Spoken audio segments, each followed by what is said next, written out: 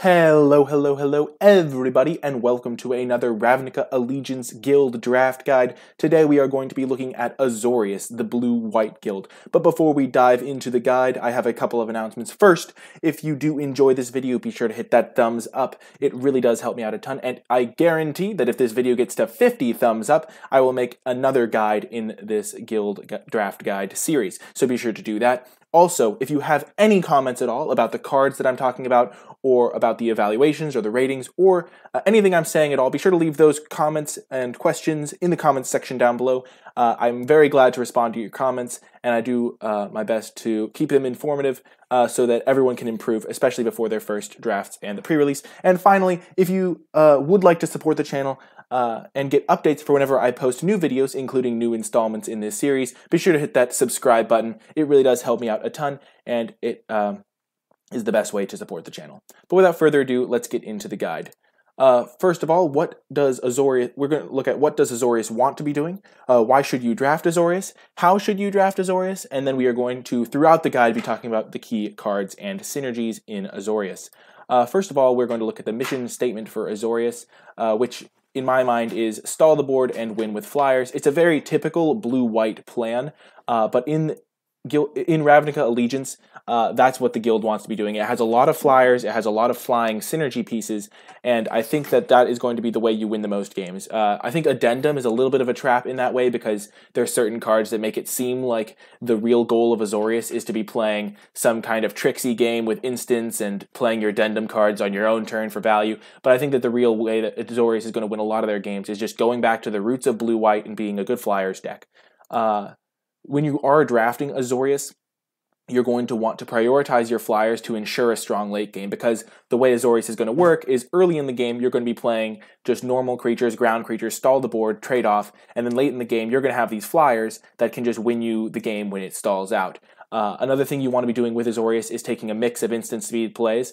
There are quite a few flash cards or cards that can be cast at instant speed in Azorius. So you want to have a couple of those, and those are still going to be nice. They do have some, the Addendum cards do have some benefit in Azorius for sure. So take a mix of instant speed plays. Don't just take 3 of the same card. If you can avoid it, take 2 copies. And even if the third card you're taking is slightly worse, it's oftentimes best to mix them up a little bit. And then finally, take creatures that can hold the ground.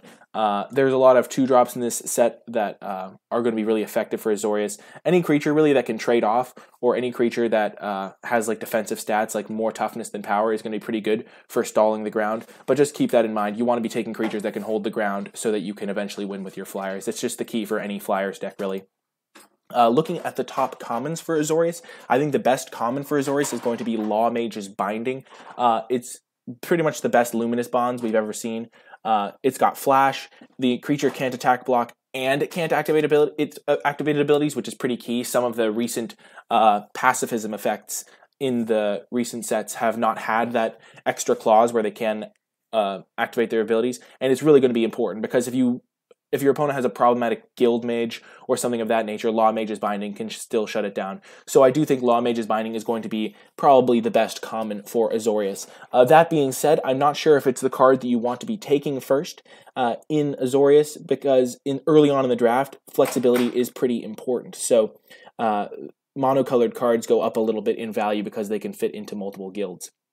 However, once you know you're in Azorius, Law Mage's Binding is going to be the best. At number 2, I have Summary Judgment. I think this card is really nice. It gets rid of much of the weakness that Impeccable Timing would have. Impeccable Timing, of course, is 1 and a white, deal 3 damage to target attacking or blocking creature. First of all, this just targets a tapped creature, so while it can hit an attacking creature, you can also just tap a creature with an effect, or have a creature that got tapped by an effect and then hit it with that damage. Also, the addendum on this card is really nice because 5 damage can take down real threats. So they may have a 5/5 that's really problematic for you with your flyers deck, because flyers are oftentimes smaller, but they attack you with the 5/5, you just take the hit, or maybe you'll have to chump block it with something.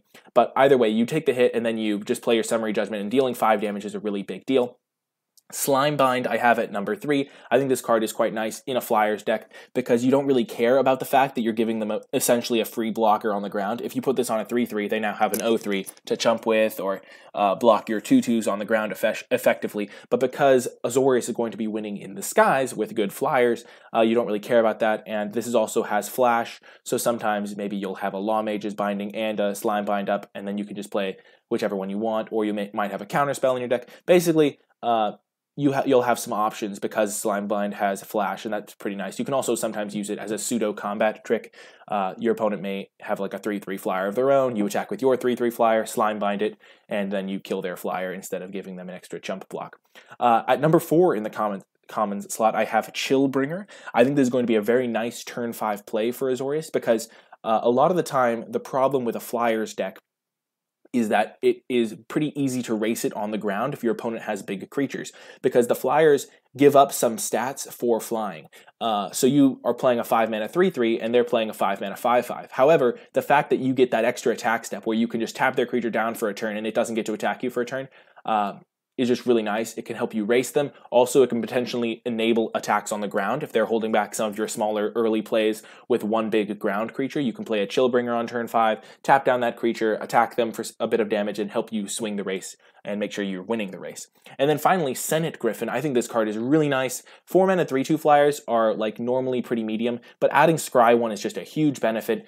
Late in the game, any land you scry away is pretty much drawing a card because lands are pretty useless. It's not the exact same because you can sometimes use those extra lands anyway in certain fashions, but a lot of the time it's really, really nice to scry away extra lands, and it can help you find your outs if you really need a removal spell or if you really need a certain bomb that you have in your deck. Senate Griffin is going to be really good in Azorius. Also important to keep in mind, this applies to all the hybrid cards. If the card is good enough or you just need that type of card, Senate Griffin is going to be good in any blue deck pretty much. It's going to be good in any white deck pretty much. It's just because by the time you get to 4 mana, you'll often have 2 of each color. And so Senate Griffin is going to be an effective card in those archetypes as well. You will probably want to be running 9 white sources or 9 blue sources, so the majority of your lands of that color to play a Senate Griffin effectively, because it would be really unfortunate if you had were unable to cast it on turn 4. But that being said, I think the card is just a really nice one. Definitely really good in Azorius, but pretty good in other color combinations as well. Looking at the Azorius All Stars, these are the reasons to be playing Azorius. First up, we have Sphinx of New Prov. I think among the CCCC cards, so this is the double white, double blue card for Azorius. Among those, it's not the greatest card. I think there's definitely others that are more powerful, scarier, that can get more value, but Sphinx of New Prov is still a heck of a card. 4 mana 4/3 flying vigilance really hits them hard. If you can play this on turn 4, you're oftentimes going to be able to start pressuring the opponent and making them have to race you. And then the second ability makes it relatively hard to deal with the removal spells in this set.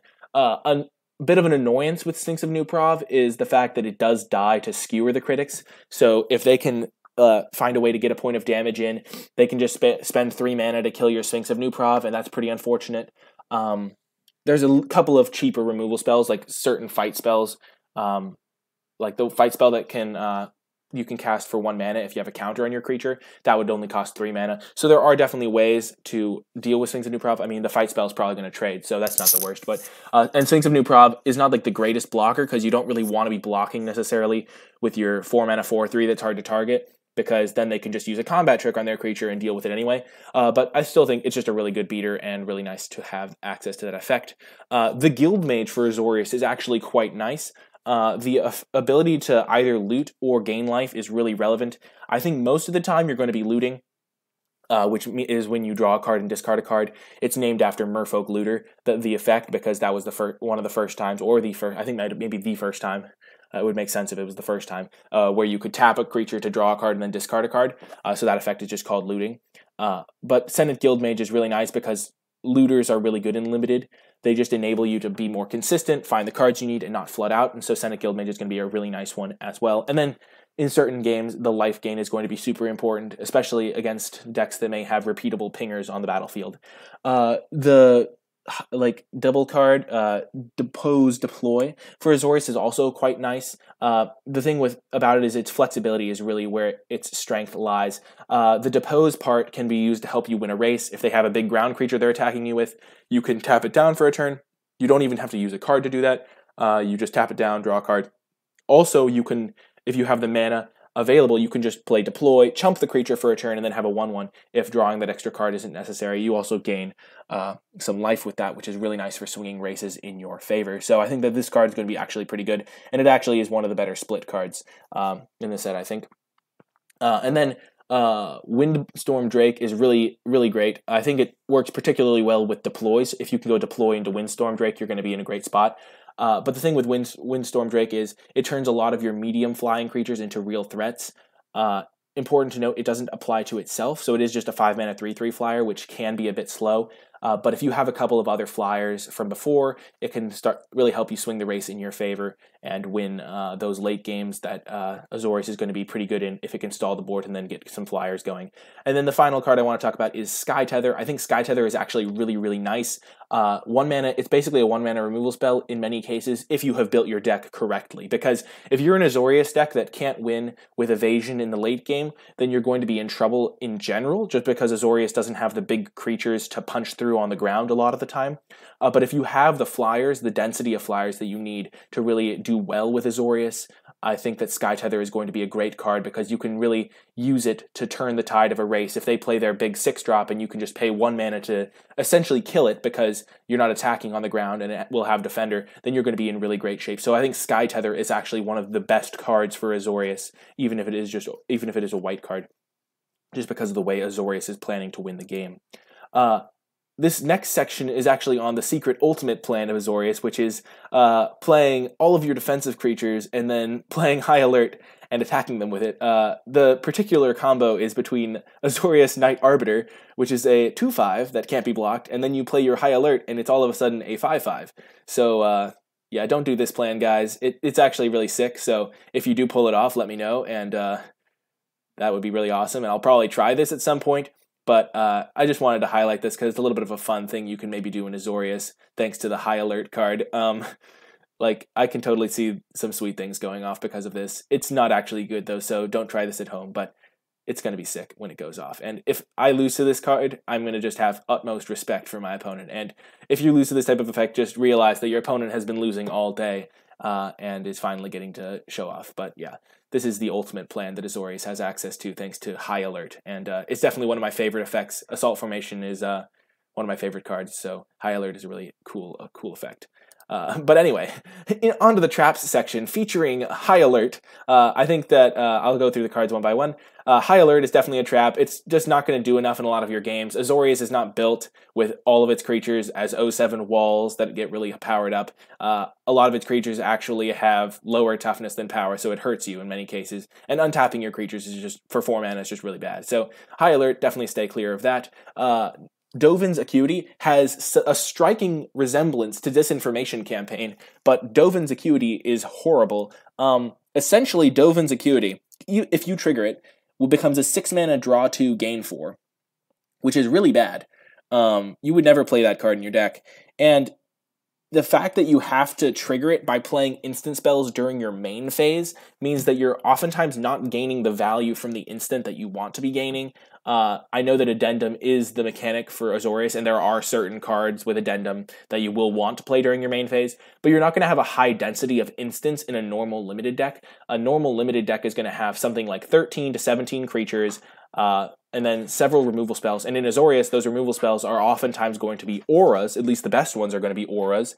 And then you may have some counter spells, which you can't use with Dovin's Acuity because, I mean, unless your opponent gets in a counter war with you in your main phase when you have Dovin's Acuity on the battlefield, which could happen, I guess, sometimes, but probably not. So I think Dovin's Acuity is going to be a trap. I think it's going to be overplayed because it looks like Disinformation Campaign, but it's much harder to trigger because Surveil was basically just an extra effect they added to cards, whereas Addendum is added to instants, and you have to cast them during your main phase, and that's just really hard to do in Limited. So I think Dovin's Acuity is just going to be too slow.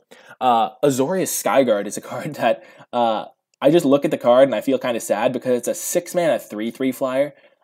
and pretty much everything after that, like the fact that it doesn't really protect itself, it shrinks your opponent's creatures, but the fact that it dies to skewer the critics, fight spells, the black removal spell, like I forget, it's called like gruesome something, like exile a creature with power 3 or less. It just dies to pretty much everything. A stiff breeze can kill this Azorius Skyguard. So you play the Azorius Skyguard, they kill it, you lose the game. That's pretty much going to be the play pattern with that card every time. So I think the card's pretty unplayable. Definitely a trap to be avoided if you can. Sometimes you might play it in your sealed deck if you really need a way to win a board stall. Maybe you'll side it in if they have no removal, but I think Azorius Skyguard is going to be quite poor. And then finally, Sphinx's Insight, a card that looks kind of good. I mean, it says draw 2 cards on it, which is an effect that many people love and enjoy. I myself have drafted many a divination in my day, but the thing is that Sphinx's Insight costs 4 mana, and 4 mana to draw 2 cards is just not efficient enough to really be a good card. Even if you cast it during your main phase and gain 2 life, that's not going to really help you in the case that you really need it to, because the thing with 4 mana draw spells is they just don't give you enough for 4 mana if they don't draw you more than 2 cards in almost every case. The other problem with Sphinx's Insight is that with draw spells, historically, the cheaper they are, they help you, like, they have more benefits just because they help you smooth your draw steps. So if you're playing Sphinx's Insight for 3 mana, you draw 2 cards, and your opponent is you draw 2 cards, and you can hit extra land drops that way, and you can find your second color sometimes, but Sphinx's Insight doesn't really do any of that. It basically needs you to have both colors already, needs you to have 4 lands already, and then it just draws you 2 cards. So I'm really a little bit disappointed. I wish it was something like draw 3 cards, discard a card, or something like that. That'd be really nice. And I think they totally could have done that, as it is a card they've printed before called Sift. So I think Sphinx's Insight is a card you shouldn't be playing. It's just not efficient enough for modern day limited formats. In Sealed, it gets a little bit more playable because card draw just gets better in Sealed, but it's just really not great in Draft, and probably not the best thing to be doing in Sealed either. Okie doke, so when you are drafting Azorius, what do you want to be thinking about? Remember that flyers are your key to victory, so if you do not draft flyers, you are probably going to lose the late game, and you don't have a great early game all the time. I mean, there are certain white commons that are pretty aggressive on the ground. There's a 2-mana 3/1, multiple 2-mana 2/2s. You can definitely have white-based Azorius decks that do well on the ground, but if you want to have that late-game insurance policy, you have to be sure to take some flyers, and there are quite a few good flyers in this set, so make sure to prioritize those if you are in Azorius, because that's how you're going to win the late game, with flyers and with flying synergy. Another thing to remember is you want to preserve your life total. It really sucks when you have to block with your flyers, because flyers are not statted to be blockers usually. A lot of the time they have more aggressive stat lines. They'll be 3/2s or things of that nature. There are some 1/3s and stuff like that, but those are not the greatest ones. Also, like, if you're playing a 5-mana 3/3 and your opponent's playing a 5-mana 5/5, when you're fighting them, they don't care about flying really, because if you're blocking their 5/5 with your 3/3, it's doing damage to each other. So you don't really want to be blocking with your flyers. So you want your life total to be as high as you can. So don't do stupid chump blocks and things like that, but make sure you're trading off your creatures and your ground creatures. And trying to stall the board as best you can so your flyers can take over. Take a good early blockers to facilitate this. And then finally, don't worry if your deck lacks gold cards. A lot of the things, when you're drafting in a guild set and you look at your final deck and you're like, wow, I just have a bunch of single colored cards. Why am I even Azorius? The thing to remember is that Azorius has a lot of synergy from the monocolored cards. The flying cards in each color really complement each other well, and a lot of the gold cards are just not super great. So there are good gold cards, but if you don't have like 6 gold cards in your deck, it doesn't mean your deck is bad. You can have a good Azorius deck that has a lot of monocolored cards. That would only be really a good card in an Azorius deck. So a lot of the monocolored cards work better in Azorius, so don't worry if your deck is lacking gold cards. I know that's something people can worry about. How do you beat Azorius? So we've just extolled the virtues of this great Flyers deck. How do you beat it? First things first, if you are a late game deck, save your removal for the Flyers. Flyers are oftentimes problematic for certain decks to deal with because they can't block them as easily. So like red-green sometimes struggles with Flyers if it doesn't have like reach creatures or like just removal spells. So save your removal for Flyers. Play big creatures. Azorius is going to struggle with big creatures. They're going to, if they run out of their removal spells that can kill big creatures, and they have to block with their Flyers, then you're going to be in great shape. Sideboard in anti-flyer cards. That's going to be really, really good against Azorius because a lot of their best cards are going to be flyers. And then pressure them early, make them block with those flyers, and that's going to be your key to victory. But anyway, that is going to do it for this draft guide on Azorius. I really do hope you enjoyed it. If you want to find more of your guides, be sure to check them out elsewhere on my YouTube channel. Be sure to subscribe to get updates for whenever I post new content, including future installments into the Guild Draft Guide series. And also be sure to hit that thumbs up to guarantee that I make future guides. But anyway, and also leave your comments in the comments section down below, any questions or comments. Anyway, that is going to do it for this draft guide. I hope you enjoyed it, and I'll see you next time.